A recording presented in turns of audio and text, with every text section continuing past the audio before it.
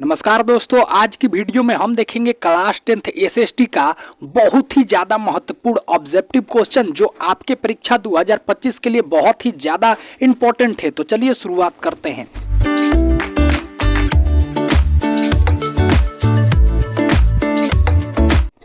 देखिए हमारा पहला प्रश्न क्या बोलता है, और हाँ आपको कमेंट करना है कि आपका कितना सही हुआ, इसीलिए वीडियो को अंत तक देखिएगा। सारा प्रश्न बहुत ही इंपॉर्टेंट है आपके बोर्ड एग्जाम के लिए। तो पहला प्रश्न क्या बोलता है, भारत में सर्वाधिक कौन सी मिट्टी पाई जाती है, मतलब भारत में सबसे ज्यादा कौन सी मिट्टी पाई जाती है। ऑप्शन है काली, बी ऑप्शन है लेटराइट, सी ऑप्शन है जलोढ़, डी ऑप्शन है लाल।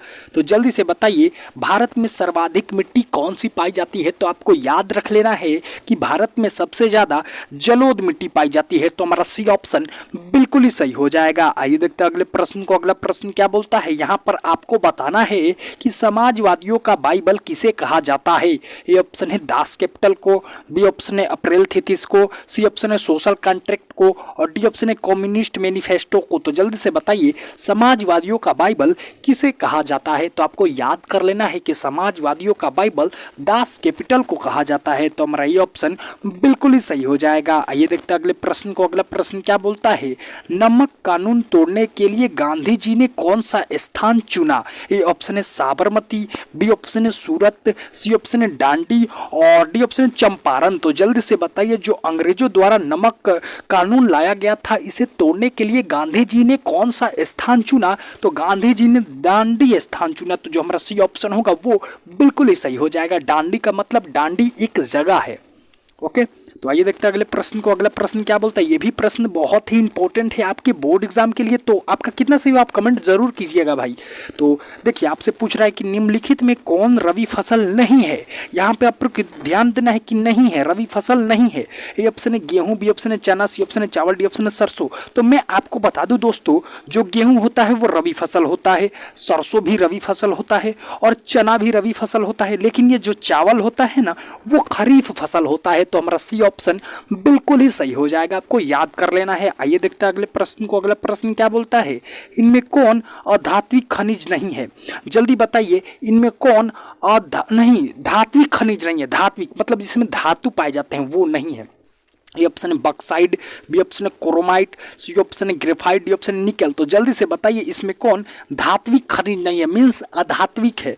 तो जो हमारा ग्रेफाइट होता है ना ये भैया अधात्विक खनिज होता है, इसका मतलब धात्विक खनिज नहीं होता है। बाकी ये बक्साइड, क्रोमाइट, निकेल ये सब धात्विक खनिज होते हैं। तो हमारा सी ऑप्शन बिल्कुल ही सही हो जाएगा। आइए देखते हैं अगले प्रश्न को। अगला प्रश्न क्या बोलता है, जवाहर रोजगार योजना कब लागू की गई।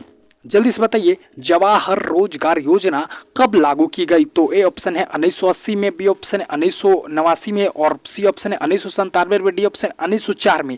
तो जल्दी से बताइए जवाहर रोजगार योजना कब लागू की गई। तो आपको याद कर लेना है जवाहर रोजगार योजना 1989 में लागू की गई। तो जो हमारा बी ऑप्शन होगा वो बिल्कुल ही सही हो जाएगा। आइए देखते हैं अगले प्रश्न को। अगला प्रश्न क्या बोलता है, नागा अर्जुन सागर परियोजना किस नदी पर है। ये ऑप्शन है कृष्णा नदी, बी ऑप्शन है कावेरी, सी ऑप्शन है नर्मदा, डी ऑप्शन है सतलज। तो जल्दी से बताइए मेरे दोस्त, बहुत ही इंपॉर्टेंट क्वेश्चन है कि नागा अर्जुन सागर परियोजना किस नदी पर है। तो आपको याद कर लेना है ये है भैया कृष्णा नदी पर। जो तो हमारा ये ऑप्शन बिल्कुल ही सही हो जाएगा। आइए देखते हैं अगले प्रश्न को। अगला प्रश्न क्या बोलता है, लोकसभा में चुने हुए सदस्यों की संख्या कितनी होती है। जल्दी बताइए जो ये लोकसभा के आम चुनाव होते हैं ना इसमें जो सदस्य चुने जाते हैं टोटल कितने सदस्य चुने जाते हैं आपको बताना है। तो आपको याद रख लेना है लोकसभा में चुने गए सदस्यों की संख्या 543 होती है। तो जो हमारा बी ऑप्शन होगा वो बिल्कुल ही सही हो जाएगा। आइए देखते हैं अगले प्रश्न को। अगला प्रश्न क्या बोलता है, बहुत ही इंपॉर्टेंट क्वेश्चन है आपके बोर्ड एग्जाम के लिए कि लाला हरदयाल ने इनमें से किसकी स्थापना की। ए ऑप्शन है गदर पार्टी, बी ऑप्शन है स्वराज पार्टी, सी ऑप्शन है हिंदू पार्टी, डी ऑप्शन है किसान सभा। तो जल्दी से बताइए मेरे दोस्त लाला हरदयाल जी ने किस पार्टी की स्थापना की। तो भैया गदर पार्टी की। तो हमारा ये ऑप्शन बिल्कुल ही सही हो जाएगा। आइए देखते हैं अगले प्रश्न को। अगला प्रश्न क्या बोलता है, संचार का सबसे लोकप्रिय साधन है।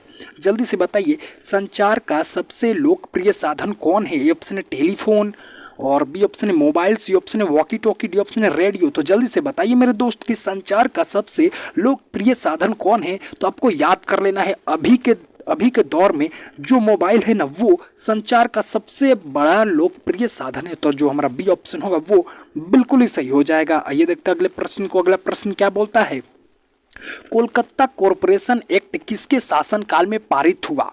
जल्दी से बताइए, जो कोलकाता कॉरपोरेशन एक्ट था वो किसके शासनकाल में पारित हुआ? ए ऑप्शन है लॉर्ड कर्जन, बी ऑप्शन है लॉर्ड लिटन, सी ऑप्शन है लॉर्ड डलहौजी, डी ऑप्शन है लॉर्ड रिपन। तो जल्दी से बताइए मेरे दोस्त, कोलकाता कॉरपोरेशन एक्ट किसके शासनकाल में पारित हुआ? तो ये पारित हुआ लॉर्ड कर्जन के शासनकाल में। तो हमारा ये ऑप्शन बिल्कुल ही सही हो जाएगा। आइए देखते हैं अगले प्रश्न को। अगला प्रश्न क्या बोलता है, यूरोप में राष्ट्रवाद की शुरुआत कहाँ से हुई? ए ऑप्शन है फ्रांस से, बी ऑप्शन है जर्मनी से, सी ऑप्शन है इटली रूस से, डी ऑप्शन है इटली से।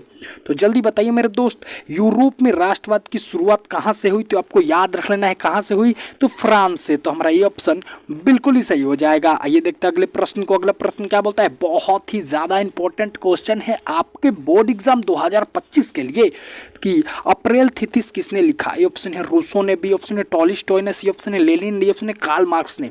तो जल्दी से बताइए मेरे दोस्त कि अप्रैल थीसिस किसने लिखा? तो आपको याद कर लेना है, अप्रैल थीसिस लेनिन ने लिखा। तो हमारा सी ऑप्शन बिल्कुल ही सही हो जाएगा। आइए देखते हैं अगले प्रश्न को। अगला प्रश्न क्या बोलता है, राइन राज्य संघ की स्थापना किसने की? ए ऑप्शन है बिस्मार्क ने, बी ऑप्शन है नेपोलियन ने, सी ऑप्शन है मेजनी ने, डी ऑप्शन है लेनिन ने।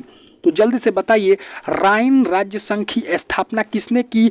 तो भैया नेपोलियन ने। तो हमारा बी ऑप्शन बिल्कुल ही सही हो जाएगा। आइए देखते हैं अगले प्रश्न को। अगला प्रश्न क्या बोलता है, यह भी बहुत ही ज्यादा इंपॉर्टेंट क्वेश्चन है आपके बोर्ड एग्जाम के लिए कि राज्य पुनर्गठन आयोग की स्थापना कब हुई? ए ऑप्शन है 1950 में, बी ऑप्शन है 1952 में, सी ऑप्शन है 1953 में, डी ऑप्शन है 1954 में। तो जल्दी से बताइए, राज्य पुनर्गठन आयोग की स्थापना कब हुई? तो 1953 में। तो हमारा सी ऑप्शन बिल्कुल ही सही हो जाएगा। आइए देखते हैं अगले प्रश्न को। अगला प्रश्न क्या बोलता है, इनमें कौन जैविक संसाधन नहीं है? मतलब जिसमें प्राण नहीं होता है, जीव नहीं होता है, उसे हम अजैविक संसाधन बोलते हैं। तो ए ऑप्शन है मछली, और बी ऑप्शन है मिट्टी, सी ऑप्शन है पेड़, डी ऑप्शन है मानव। तो देखिए भैया, आपसे पूछ रहा है कि कौन जैविक संसाधन नहीं है, तो मछली तो भैया जैविक संसाधन होता है, और पेड़ भी जैविक संसाधन होता है, मानव भी जैविक संसाधन होता है, मगर ये मिट्टी अजैविक संसाधन होता है। तो हमारा बी ऑप्शन बिल्कुल ही सही हो जाएगा। आइए देखते हैं अगले प्रश्न को। अगला प्रश्न क्या बोलता है,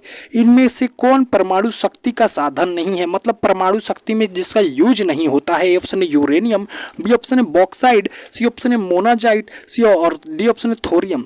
तो देखिए, ये जो यूरेनियम होता है ना, इसका परमाणु शक्ति में यूज होता है, लेकिन ये बॉक्साइड भैया जो ये एल्युमिनियम का मुख्य आवश्यक है, इसका उपयोग परमाणु शक्ति साधन में नहीं होता है। तो हमारा बी ऑप्शन बिल्कुल ही सही हो जाएगा। आइए देखते हैं अगले प्रश्न को। अगला प्रश्न क्या बोलता है, यह भी प्रश्न बहुत ही ज्यादा इंपॉर्टेंट है आपके बोर्ड एग्जाम 2025 के लिए कि भारत को कुल कितने डाक क्षेत्रों में बांटा गया है? ऑप्शन है 5, बी ऑप्शन है 6, सी ऑप्शन है 7, डी ऑप्शन है 8।